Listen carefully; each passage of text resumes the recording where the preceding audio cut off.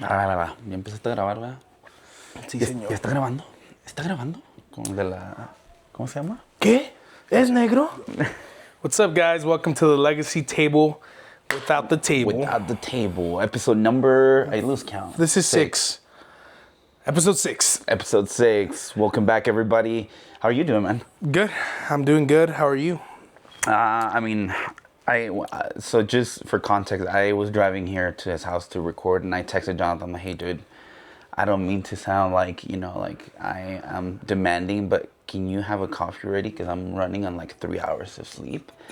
And then I have a busy agenda today, so we kind of, like, we both do, so we kind of like have to record and then kind of do our own thing.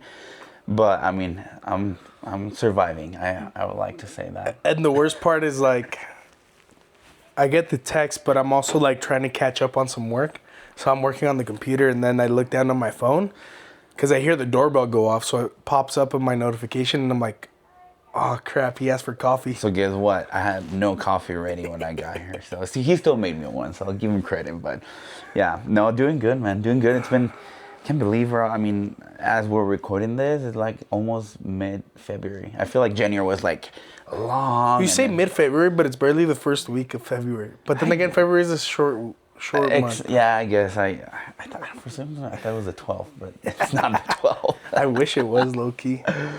But yeah, no, it's been kind of crazy. It's dry outside. It is dry, which is crazy. We were talking about at one of the chamber meetings that we were a couple of nights ago. We're like, it's crazy how there's no moisture. Like, we need moisture here in Colorado.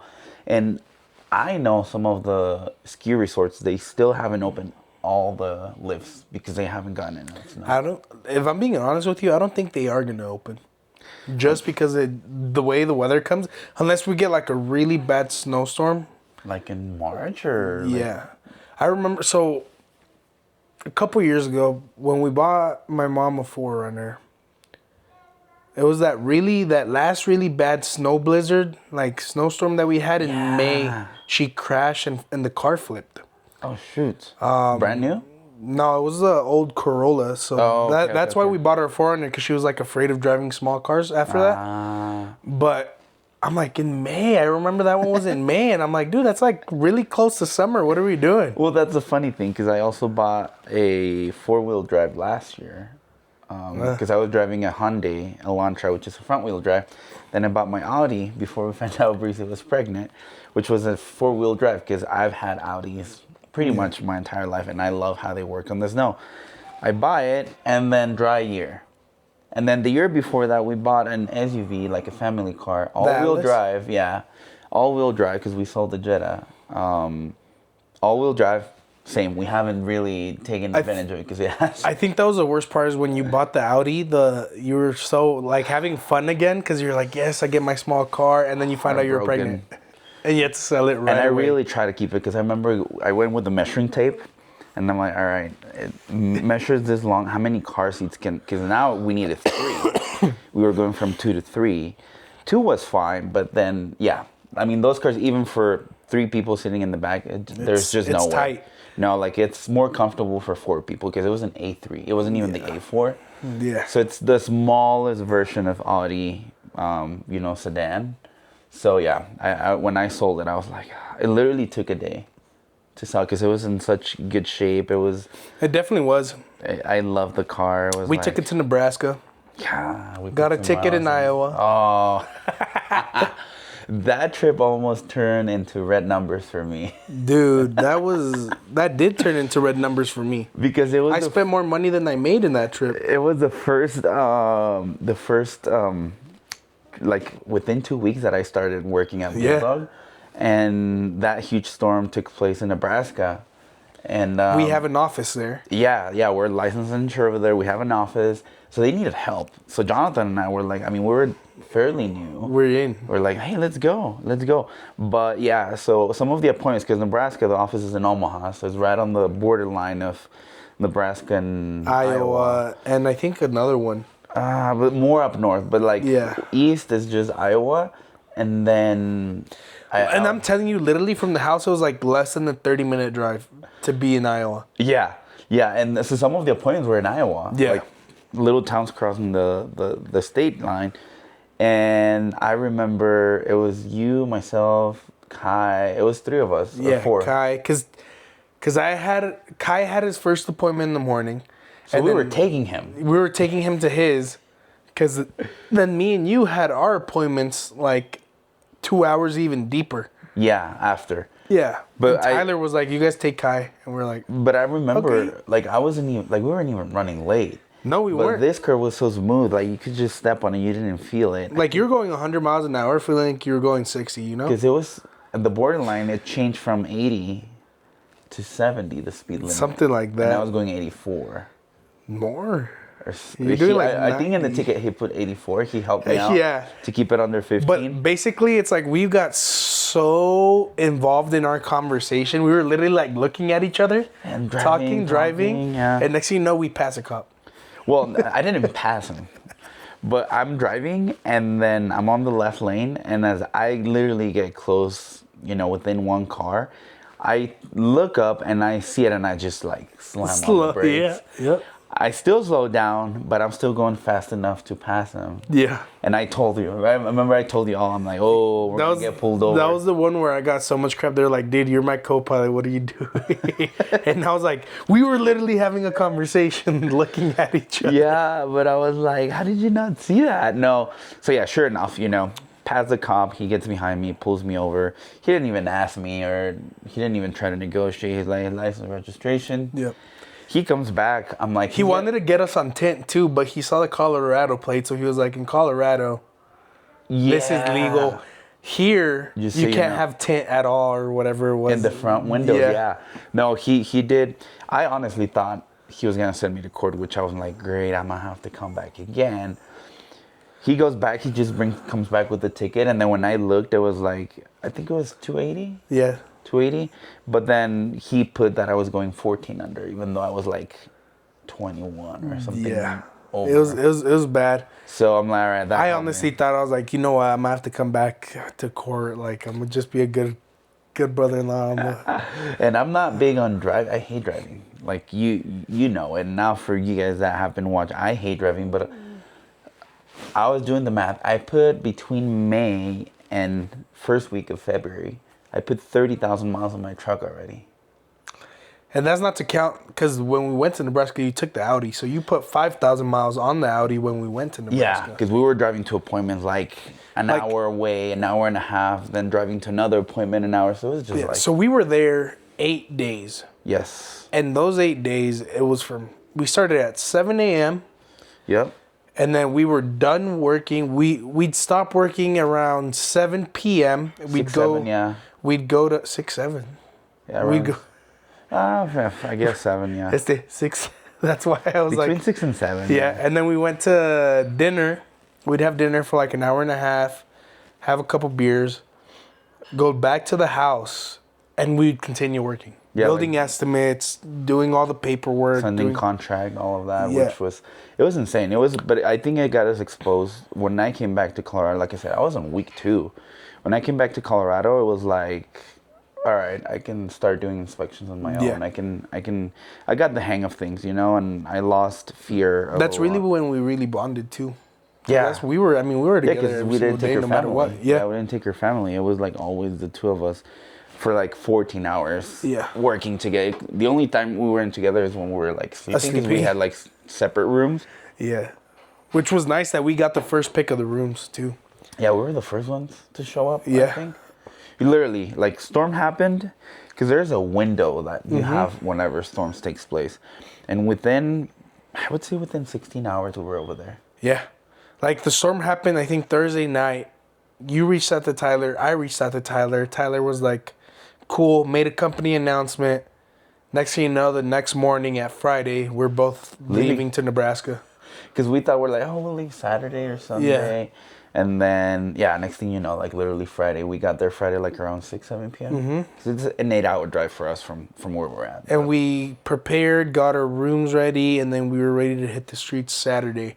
And I think Saturday was a nice day. Saturday, I think we touched 50 roofs, maybe. Probably. Yeah, As crazy it as was- it sounds, you probably are like, you guys are BSing me now. No, but literally. Because there were like areas like on the same street, and we would just team up. He'll be in one roof, I'll be on the other, move on to the next two. So we were like moving pretty quick. And then the rest of the team joined as well, and then we started partnering up really. So then I was like, cool. Christian and I were on the same team. Yeah. Everybody had a partner because then we could work through a house twice as fast. Yeah, And I it's think just way faster. Yeah. That's really when we started like really partnering up with everything too, because we're like, oh, this does work, because it's like, cool. Hey, do you have these photos? Do you remember this? And then the other one would remember, or while one does one thing, talk to the customer, the other one's up there already chalking, marking up damage, whatever it is. Yeah, it was a good system that we figured it out as we were going, but it didn't take as much. Like you said, it was week 2 of me on the job, and maybe on day 1, like that Saturday is when we're like, all right, we can make this work like more efficient. Because we did a lot of walking, driving, but also a lot of walking. So when you're doing all that walk, like it sucks when you do it by your own, on your own, you know. Yeah. So having someone to talk to was also like poking our brains, you know. I think the cool stuff too is we met other people of faith and seeing how they really just trusted. Yeah. Because I think that was one of the big ones. Unfortunately, Fran? we lost it. Was it Fran or who was it? Or who were you talking about? Fran, but I want to talk about the church, the one that you try to help. Oh yeah, in a small town. Yeah, that town. That's when you really see the difference in a lot of places and the way God works and everything. Because you're talking about, we're used to living here in Colorado, and I bet you most of the people that are listening to this are here in Colorado. Are watching. But over there, it's different. Yeah. It's way different. Yeah, and it's crazy to me. The thing was like they're very driven by their Christian faith. Like, you know, their life evolves, and nothing wrong if you don't. I'm just saying like the contrast that we saw. And then also to me, what was eye opening is like some of those towns were like in the middle of nowhere, and it's like, how do these people survive? And how poor they are, in a sense. Like, not trying to discriminate, not in demeaning, but it's like, we were talking to some homeowners, and they're like, we just have to do all the repairs ourselves because we can't afford insurance. Yeah. We can't afford this. And we're over here sitting back like, I thought it was, what? Like, I thought required. You had, yeah, I'm like, I thought you had to, well, at least if you have a mortgage, you're required. Which that's another thing. If you don't have if you own it, then it's like, all right, you can do whatever you want. But yeah, a lot of people there, like, they would choose like, I don't have insurance. Like, what? Because here in Colorado, I think it's pretty common. One, it's hard to find people that have paid off their house, especially around our age, unless the property has been around for at least 15 years in the family. Right? Yeah. Like my parents has only been in the family since 2008. What is that? Almost 20 years. Almost 20 years. Yeah. But that one got paid off in 23. Yeah, but, you know, if you think about prices of 2008. Oh, yeah, that was... You know, like, home, that's the crazy part. That home was purchased at $217,000. That same home now is worth close to $700 just because of the area it's at. Yeah. Almost triple. Yeah. But no, it was a learning experience. I think for me, it was a struggle as far as, like, being away from home. Because two things. It definitely was hard. Yeah, we were both in the same situation, I guess, if you want to think about it. Yeah, in a way, yeah. Because we already had our second child by then. And she was, I think she was... Mine had just turned 6 months. Sorry. You were blaming me for the noise of the coffee, but it's you. When you drink, I was giving him crap the other day because I'm like, dude, when you drink coffee, like... No, you were saying when you drink or eat anything. But drink. Like, in order for someone to make noise when you drink... But I'm not talking about, like, the noise is like that... like, tasting it deeply. I was like, I'm not telling you in a bad way, but, like, no matter... Even if it's just water. Like, I'm like, what are you trying to taste? This is water. No. But anyways... You don't get this big... This is what I said, without tasting stuff. I'm like, I'm definitely a foodie. Like, I will enjoy whatever it is I'm drinking or Food eating. is fine, but an energy drink, a coffee, like a coffee. They have taste. They have smell taste. it, take it, but it's like It's like wine, dude. You got all these wine connoisseurs and they're over here. same thing with coffee, I guess. But no, I think that challenge for me was really just being away from home. I think just like, especially because my kid was 6 months at that point. My we didn't know she was pregnant yet because I didn't find out she was pregnant of her third until shortly after we came back from Nebraska. But I haven't been away from home. Like, I think the only time that I did was when Emiliano was 9 months and I went to see my mom for like 4 days. And it felt weird back then, but I wasn't like as close as I am to God now. And now, I was like, both my wife and I, we were in that stage in our lives where we were both looking for God, like more consistently, that it felt weird being away. Like, it was like, this kind of sucks, and, like, It was definitely different.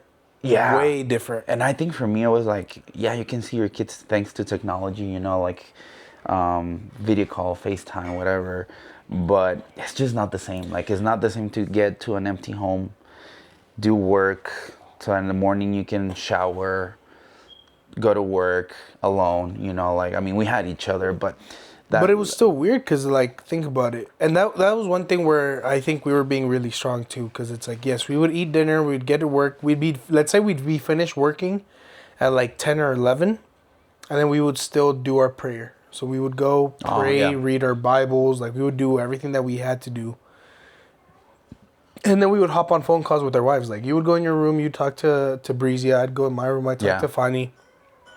And it was hard. It's definitely hard because for me, I think at that time, I remember I was trying to stay strong because Fanny and I were going through some spiritual warfare stuff. Yeah.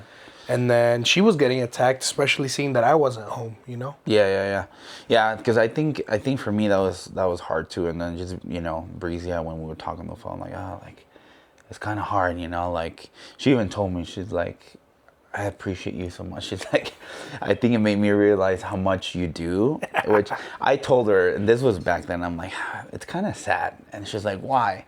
Because I'm like, why do I have to be gone for you to realize those things, But now I understand, and I know, like, and we both, it was just a different situation. But for me, it was really hard just being away. Like, in the morning, my kid, he's a morning person.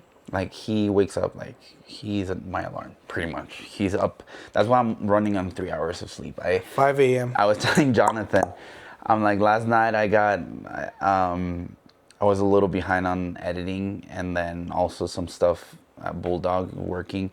And I got on my computer, I did the stuff, then I started sorting photos, editing, responding to inquiries, and then uploading galleries, texting him, like... And the next thing you know, I look at the clock and it's like 3:45. I'm like, holy moly.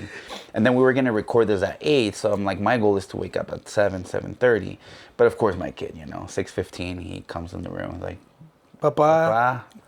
He's like, I'm hungry. I'm like, oh, great. So I just woke up. So I'm like, I'm running on 3. That's why the coffee. But yeah, like even those things, waking up and not having that, even though it feels like, oh, like this kid's up early. When you don't have it, when you're away, you miss that, But you appreciate it too, because like the other day I was at work and it's like, I can't wait to go home and just see my son doing his goofiness, Like, even if he's, like, sometimes he's just doing his own thing, but it's funny to be able to see him. And I think that's one thing that my wife and I, we try to remind each other that, because sometimes it's tiring, it's exhausting for sure. But I remember one time I saw a video that changed my perspective, and I brought it up to her. And ever since, that's kind of like our standard. When we feel tired, when we feel like, oh, like, we can't do this anymore, we think about it and it's like, it's such a blessing that we're tired because our kids are active, because they're running. Because they're healthy. Yeah, like, it's not, we're tired because we're at a hospital, because they're sick, because, they were born with the problem. Like, I'm like, what a blessing, because I know people that they struggle because their kid, they're either sick or they were born with, a disability, an illness. And honestly, hard. like it made me ground myself and be like, what a blessing. Like I shouldn't be complaining, you know? And honestly, when I feel tired, when I feel drained, I remind myself that a lot. And my wife, because it's a lot. It's a lot But it's for also parents. good, like that's another conversation we have. It's like we're not gonna condone to be, I guess, I don't know how to say this specifically, but it's like shout out to single parents. Yeah. Because I think it's we briefly it's hard. touched base last time. Yeah, it's hard to do so, and this is one of those aspects. Because at least for my wife and I, it's like if one of us is getting overstimulated, we check in with each other. It's like, hey, do me a favor. I need 15 minutes, and it's like cool. Overstimulated. That's the Yeah. word. That's the word. Yeah. Which, honestly, kudos to the teachers as well. Yeah, because right now my son is going through this thing. Like to me, he'll talk to me chill, like really cool. But then to my wife, he's like, "Ma, ma." And then just wait until they start talking more. Like Emiliano now is at this stage because I'm big on trying to teach him like, hey, when you're talking to someone or when I'm talking to you, you make eye contact right here. Like I get down to their level or I bring him up on a counter and I'm talking to, especially if it's something serious and it's like, hey, look at me when I'm talking, you know? So lately what he started doing, it's like, no, well, he does try to roll his eyes sometimes, but now when he's like talking to us, if we're like driving or something, like mama, mama, mama, papa, papa. And then we're like, what? Like, what? We're talking, give us a minute. And then he stops and waits. And now we're like, all right, what do you need? Because we're trying to teach him not to interrupt unless it's, you know, an emergency or something. And then he starts talking to us. And of course, if we're driving, we're looking forward or if we're doing something at home, he's like, no, but look at me. Look at me in the eyes. Look at me in the eyes. And I'm like, oh, I can really tell him anything because he's using my own weapons against me, you know? But we go back to what we've talked about in the past is how much kids pick up, you know? But it's good because then you know, like the values you're trying to instill in them are actually working. And it's teaching me too, because now it's like I can just talk about it. Now I have to apply it too, you know. So and it's funny because the other day, Ambrizia, I told her I'm like, because sometimes she's like doing stuff, she can have this RBF face like. And I told, yesterday was funny with Michelle. Michelle was like, change your face. But I told her, I'm like, are you okay? And she's like, why? And I'm like, your face. And then in Spanish, right? And she's like, well, the only one that I have, like joking around. And then the other day I asked Emiliano, because he was like this. I'm like, are you mad or why you have your face like that? And he's like, no, it's the only one I have. bruh. Because he heard that from Breezy. And even though Breezy and I were just joking. And he said it like not in a like attacking way. It was just normal for him. Like, no. Like he was being serious. It's the only one that I have. And I'm like, oh God. So here we go. He's keeping me on check, man, on everything that we say and that we do. But it's definitely rough because it's a lot easier when I see the stuff that his son does to him and seeing his reaction because I'm like, I understand because I have a son. And I'm like, but it's just funny to see that it's not happening to me. Not yet. You'll see. But no, and they have, like, they really, I think, I love it because it pushes us to, like, remember, like, okay, they're listening. They're paying attention to what we do, our behaviors. The other day, he told me, because one day we were driving in the like out, you know, in the open, and we saw a little ranch with like cows and stuff, and I was like, one day, you know, we're gonna buy some land that way you can be out and about. And he's like, oh, really? Like a ranch, like a farm? And I'm like, yeah. Because we've talked about it, right? Like that's kind of like our Make dream. this famous. Make us famous. We're trying to buy some land. Trying to buy some land and create like a family compound, you know, do That's the ultimate barn goal. dominium and stuff like that. But I told him that, and then randomly, like a week later, like we're at the house, and he's like, "We're gonna buy a ranch, right? Like I'm really excited. You said we were gonna buy a ranch," and I'm like, oh my God, like he does remember. And it's like, yeah, like, you know, daddy's working hard for it, you know, like, I'm the type of person, like, I don't like to just like jump into it and like make a financial decision where Like, I could probably go and buy one right now, but it might not be the best time for me to do it. So I'm trying to be very smart and very strategic, but those things motivate me. Like, it's Yeah. like, My goal to be able to get there is like, now my goal is to pay this house off. yeah. Pay this house off, and hopefully, if God allows it and if it's His will, in 5 years. Yeah. Be boom. Yeah, done, and then be able to invest in that. Yeah, that's really how I am, and I'm playing it as far as like really trusting God in the process of like, you know, I don't want to stress about it if I don't get to do that this year, Because everything's His will, you know. yeah, and I want to enjoy also the big wins because I feel like I don't think us give ourselves enough credit, and by us I mean like, man, sometimes it's never enough, which is good because it pushes you to continue to do better. But it's definitely hard. Yeah, I also want to enjoy the wins, you know? It's hard because it takes away part of that happiness, I guess, right? Yeah, because what's the purpose? Like, I think working, I love it, and we're like, if you know us, you guys know we grind. But one thing that we're big on is like, we don't want to work just for the purpose of the money, but we also want to spend time with our families. We want to spend time with our kids. We want to do cool things with our kids, you know? Like, imagine how sad it is that you work hard and you make money and you can take trips and you can do experiences with your kids, but you don't, because you take work over that. So to me, it's like, I'd rather make 6 figures and go out on trips and be with a part of my family, be present, than be a multimillionaire, never see my kids, never see my family, have them hate me, but know that they're. But not even well. Like, they don't see you as the present dad, yeah. You know? And I think right now that's where we're working towards. Like, we're grinding to build something so that we don't have to do this for our entire lives. Because I think I've seen it with a lot of business owners where they don't step up in a way that they have a system where they don't need to be present all the time. And they just retire doing like, you know. Because what's the saying? Someone told us this at one of our networking events. It's like, you weren't there. You weren't there. Sorry. It was Rodney Webb. We went to a seminar. He was teaching us a class on how to be better, I guess, salesmen, or better roofers, how to win over, how to be more reliable, more honest, more everything, right? How to make us better. And he's like, if you're a business owner and you stop working and that means dollars stop coming in, you're just an employee. Yeah, exactly. You're just an employee. And that's our goal. We've talked about it, like, we want to create something that, not that we don't work or that we want to just sit back and relax, but that we have authority and freedom of our time, as far as like, all right, we can, if we want to take our kids if we want to go to their play, to their soccer game, like, that we can actually do that. Because ultimately, that's my purpose of whatever I do, is to create something that will allow me to do that.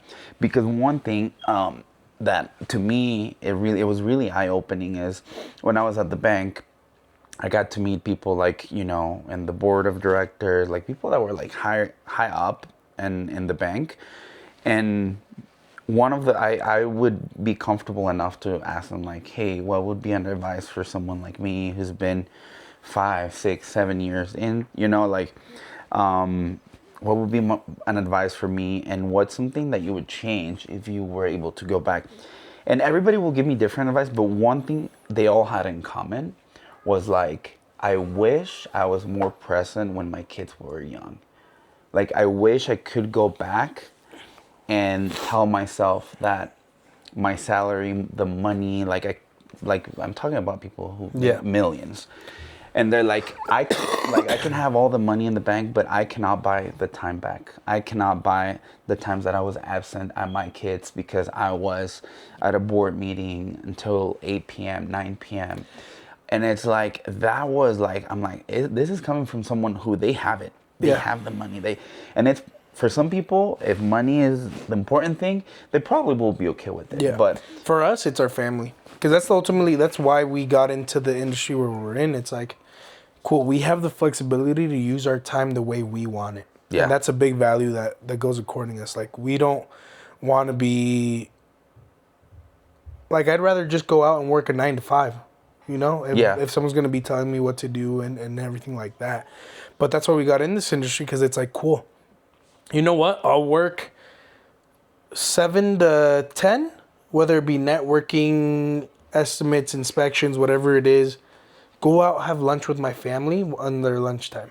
Yeah. Or they have an appointment. Go out to the appointment with them. You take them to the doctor. Take them to the doctors, do whatever it is, and then work again in the afternoon. Like, that's how sometimes we do our split. It's like we're working 8 to 12, and then we take a break, and then we come back together from 5 to 8 because we have a networking event. And there are days that it's 7 to 7. Yeah. And there are days that it's 7 to 3, 7 to 4. So, but we have that ability to, like, we look at our schedule, we look at our calendar, and we're like, all right, let's fit this in. Oh, I have an appointment for my kids on this date. Then let's work around this on this other thing. So I think that's the biggest thing for me, just buying my time back and knowing. Now, it has its pros and cons, right? Because on a 9 to 5, you get in at 9, you're out at 5, and your you don't check's guaranteed. And you're done. You don't have to worry about stuff after 5. Here, sometimes, you know, things come up, or you might have to do, in order to be up to date, you might have to do work at home once the kids go to bed, you know, like me last night, you know? So, but is it worth it? Yeah, because like these get edited at night. Once my family's asleep, I start editing. It's a quiet time. That's a perfect. If you have kids and you're a photographer or you're a videographer, you know you need your quiet time. So, yeah, no, but I think that comes with faith and everything too, because it's like you have to sacrifice something to get something else. Yeah. And it's the same thing with God. Like, to be closer to God, you have to sacrifice what? Your worldly desires, your flesh, stuff like that. So I'm like, everything's a give or take system. Yeah, and I think to me, really, I was huge, and I was telling you this, I was huge on numbers. Like, looking at my accounts, always like, all right, I need to save this much, or I need to have this much money on my account. Like, number. And ever since I started, like, trusting God, is like, I don't care about the number. It's like, is my family safe? Am I going to be spending time with them? Like, that purpose. I'm driven by the purpose now. And that doesn't mean, like, again, I don't know why I have to. I think I just want to make it clear that I'm not just, like, what's the word? Like, just sitting back and, like... Oh, like being lazy, pues. Not lazy, but not, like, being... I think it's part of laziness, because it's... te conformas, way. Comfortable. To settle, yeah, just getting comfortable, because that's not the case. If anything, now I'm like, all right, I know what I can do. I can do great things, but it's also setting those boundaries, even for myself. Like, okay, I said that I wasn't going to be on my phone when I'm with my family, unless it's an emergency. I always have it on me, just in case. But I also try to, like, not get in there, scroll, find more work. Like, I'll get to it. And sometimes it's crazy, because it's like, it's 8, it's 7 p.m. I'm like, it's not going to make a difference if I do what I have in mind right now, or if I do it later. Because then my mind keeps going. Oh, yeah. Like, you know. And once you set those boundaries, like, I'll get to it later tonight. For me, it depends who it is, right? Yeah. Like, if it's something I know that's important, it's a 30-second text. I'll send you real quick. No, those things, that's what I mean. Like, that's why we always have our phones available. But, like... The other day I was like thinking, oh, like this gallery, I need to sort it out. And I didn't need to send it until like the following weekend. But I wanted to get that done that day. And I'm like, wait, I have until next weekend. Like, why am I thinking like, put my phone and That's where there's this fine line too between procrastination and being able to set that boundary. Yeah. Because it's like, we don't want to also set it till last second, then we're scrambling. No, and we're not. That sucks also. Yeah, I think we're really good at that. Like, we're not big on letting things go until last minute. But yeah, I think for those of you watching out there, I'm not going to give my advice, because I'm figuring out. But one thing I know for sure is my family, I want to be present for my kids. I want them to remember me. And honestly... I think the advice you can give, or that we can give, is what's important to you. Yeah. And start there. Be real to yourself. A lot of people give me crap. Like, no, like, you know, like 24/7 working all day, 7 days a week. And it's like, I wouldn't be real to Well, myself. we were talking about this, and then they think because of all the stuff we're doing, because you see us on social media, you see we're always out and about, we're always grinding. People just think we have money, and it's like, if only you knew. We're not poor. We're not rich. We're just trying to make a Make better it by- yeah. living for ourselves and our family. But yeah, like it's crazy, and it's like, yeah, like we're working hard. Yeah. We're trying to make things happen. Things are not. That's one thing that we know for sure. Like things are not gonna come to our door and like, here's the opportunity of your life. It could, but the odds are really slim. Like we have I to think put in the work. we've had one or two opportunities come like that, and we're gonna make the best of them. I think for sure.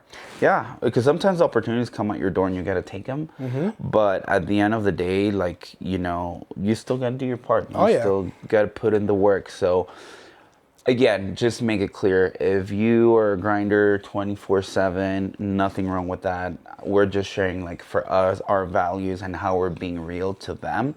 Because as I get older, that's one thing. I'm like, I'm not going to do something that doesn't align with me just to be liked or just to fit in. Like, Or just to make money. no, I'm gonna keep it real to myself. What's important, and if it comes down to it, where I'm like, all right, I'm in a really tight financial situation where I need to work 2 jobs, go back to a 9 to 5, and get. I'll do I it. will do it. I will do it. Don't get me wrong, but I think just trusting God in that process, like, for me, the biggest one was like, trust him that he will provide, right? Yeah. Like let go of that what if, like trust him as long as you're doing your part, guarantee you like You have faith. You're doing things right. You're being obedient. obedient. That's the key. That's the thing. It's like, 'Cause you can't be living in yeah, you know your old life Yeah, and still 'cause- expect results. exactly. Because it's one of those things where it's one of the promises God makes to us. It's knock, and I shall answer. Seek, and you shall find. Mm-hmm. And it's ask, and you shall be given. As long as everything's done from a genuine place of your heart. And a lot of people misunderstand that last one, that ask and it should be given. People think, oh, I'm just gonna ask for like Riches and yeah, the lottery. But like I think when you come to God with like a honest ultimate- heart, yeah. like you open up, like God, like I remember I prayed to God, like when I switched jobs, I prayed on it hard, like is this the right move? Just give me the confidence that whatever decision I make, whether it's staying at my old job or going to where I'm at right now, that I'm at peace, right? But then also I'm like, I want to prosper financially, but I didn't come across as like, in my mind it was never, I want to make more money because I want a bigger house, because I want more cars. I remember I promised God, I'm like, if you help me do better, I promise you that it's not going to be just for me. Like, I want to help my parents because they're getting older. And I do help them, as much as I can. But I'm like, I want to help them. I want to help my in-laws. Like, and I told Breezy, I'm like, it's my goal. Like, I want to help our parents because I want to change our generation, not just moving forward, so like our kids and on, but I also, if we can still help the generations behind us.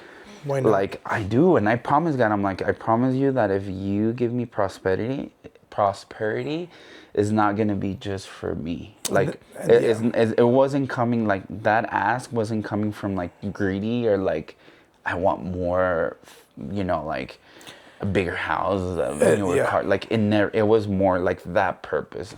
And that's one of the things that came to me recently and that I'm sure I've talked to you about it, but I've talked to my wife about it, and it's like, what are we doing with our money just sitting there? It's like, how can we help give back? And that's one of the things that's been heavy on my prayers recently is, God, help me use the blessings you've given me to bless others. Without them taking advantage of Without them taking advantage, but also, because that's what he asked us. It's like, what's tithing? 10% of your first fruits to give back to help expand the kingdom of God. Mm-hmm. And it's like, okay, show me how to do this. Place it in my heart. Give me a sign, whatever it is, where you need me to do this too. Because I also want to do something where I know that I'm making an impact back. Yeah. Right? Because then it's like, that's also another thing that I've learned. It's like, sometimes what you're asking, you're not ready to receive, and that's why God hasn't given it to you. Yeah. Which is crazy because it's true. Like, I think... Because that's one thing with your problems. That's something that with everything, it's like, give it to God. He'll take it away. He'll make it better. Your cousin Esteban is the one that gave me this analogy. He gave me like 5 different bottles, and he's like, hold them all with one hand, with your hand. So I'm holding like 5 different bottles, and then he's like, okay, here's riches, here's money. I'm God. I'm gonna give this to you. Grab it while you're trying to hold on to everything else. You can't. Yeah. If you stay trying to hold everything, you can't grab or take a hold of the blessings God is trying to give you. And a lot of the times also like prosperity, like, financial prosperity, like not, if you're not in a good place, spiritually speaking, it could also be dangerous, you know, because that's one thing that I pray to God. I'm like, hey, God, don't let me lose sight of you, the purpose of you. Like, don't let me focus on, because it's easy once you think you're good, you're doing good, and you see you're like, it's You easy start to make valuing money. yourself more than God. No, and you put money first. Like, Yep. you unconsciously might start working more and forgetting about the values that are important to you, which might be your family, or you stop seeking God. So I think that's something that I pray to God. I'm like, hey, don't let me ever lose sight of what's important. And thankfully, I mean, I don't think that's ever been an issue, but I mean, I come from a family, like we didn't have money. We don't come from families of like what is it called? Like, we inherited, you're rich, yeah. So it's like, it could We're be first dangerous. generation here. Yeah, it could be dangerous. That's why you see a lot of athletes, like boxers in particular. They come from the streets. They make a lot of money that they lose themselves because they've never had it. Yeah, they know how to use it. They just, and I remember this when I started working at 16 at Marco's Hot Dogs. I was so stupid with my money that first year because I wasn't paying rent yet. Until I was 17 is when I kind of started helping my parents. But all the money that I would make, I would use it. I would go out with my friends and I'll be the friend like, oh, I'll pay, like, oh, I'll get you all, like, I would buy things that I was never able to buy when I was young. So it was like all those things that I thought. And it's nice. And that's how you learn. Yes, and I think it was a lesson. But to me, it was like, oh, like, it's going to heal a lot of, like, oh, before I couldn't afford it, now I can. And it's like, you buy it and it's like, you don't value things as much because you can just buy. And that was a dangerous place for me. It took me a year to realize. And sometimes it's still like that, like with us, but now it's with the stuff that we actually have a passion for. Yeah. We're like little kids with adult money is a funny saying. Yeah. No, and it is, but for me it was like when I was 16 maybe. It was like, that's when I was working, and I think I was making like $400 a week. This is in 2008. Keep in mind, 2008. For $100 a week, so I was making, $1,600 a month. I saved nothing for a year. Yep. Nothing. And like for me now, yeah. And I look back and I was like, I remember after 1 year, I'm like, where's all my money? Like, I would overdraw my account. And I'm telling you, it was like, I was the yes man friend. Like, friends would be like, hey, can you let me borrow money? Hey, can you let my dad borrow money? And I was like, yeah. Like, always with good intentions. It was never, but I also realized how stupid I was with my money after a year. And I also realized at the moment that I stopped being the, hey, I'll buy everything guy. Your friendships went away. Yeah, unfortunately. Yep. Fortunately, but unfortunately. For me, it's like, games were always my big thing. My first ever PlayStation was gifted to me by my brother Manuel. And it just built like a love for games. I've always loved games, and now I'm a kid with adult money and I'm able to afford to buy any game that I want, which is a good thing and a bad thing because it's like, cool. Man, yeah. You have this pleasure here, but it could also be dangerous because they cost a lot. Yeah. They cost a lot of money. Yeah. And then now it's like we're buying toys. Like, this is a DJI Osmo Pocket 3 that was almost an impulse buy, but I saw the benefit behind it. It's like, cool, we can record a podcast off of it. I can use it for work, for content creation, use it for blah, blah, blah. It's the whole behind it. Yeah. Yeah. Well, I think we're going to wrap it up. that was good. Yeah. Yeah. That was, we'll get some more. I'll be out of town, so. Yeah. Oh, yeah, you will. You'll be in Mexico, Gonna so go see my mom. we're going to Excited. be... First time traveling as a family of 5, so we'll see how that goes, man. Hell yeah. Next time you guys come around, so episode 7, we'll talk a little bit more about our dreams, and then we'll talk about mentors and people we look up to.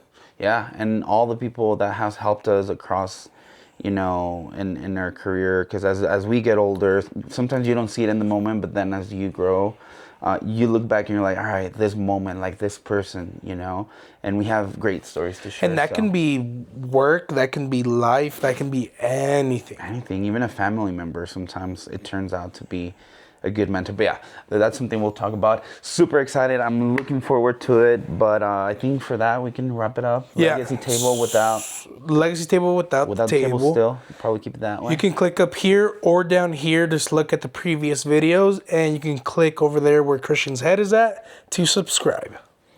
All right. Other than that, and I think we can call it good. This is Jonathan N. Christian, And we're the Brothers in. roofing.